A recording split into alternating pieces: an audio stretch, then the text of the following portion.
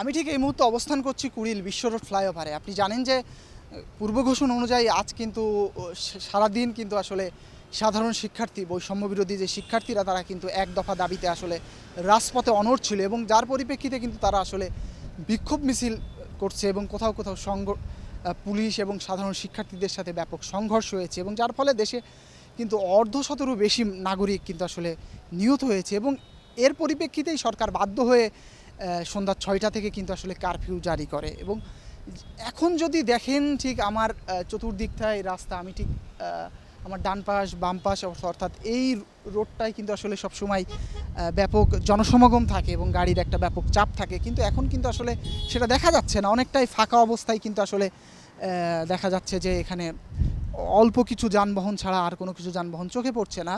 তাও ব্যক্তিগত যে গাড়িগুলো আছে, জরুরি সেবা ছাড়া কিন্তু আসলে মানুষ ঘর থেকে বের হচ্ছে না, এই একটা জিনিস। এবং আরেকটা জিনিস যে আমি কিন্তু সকাল থেকেই রাজধানীর বিভিন্ন গুরুত্বপূর্ণ পয়েন্টগুলোতে কিন্তু আসলে ছিলাম, যেমন শাহবাগ, সায়েন্স ল্যাব, কাঁটাবন সহ বিভিন্ন পয়েন্টে কিন্তু আমি ছিলাম এবং আমি দেখতে পাচ্ছি যে আসলে কিভাবে আসলে যে আন্দোলন যে সংগঠিত করছে শিক্ষার্থীরা, সেই আন্দোলনের তীব্রতা কিন্তু আসলে অনেক বেশি ভয়াবহ ছিল। কিন্তু এখন আসলে দৃশ্যপটটা অনেক বেশি পরিবর্তন হয়ে গেছে।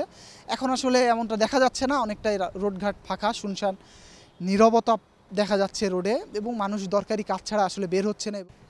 তো এই ছিল আমার কাছে মোটামুটি কুড়িল ফ্লাইওভার থেকে সর্বশেষ অবস্থা।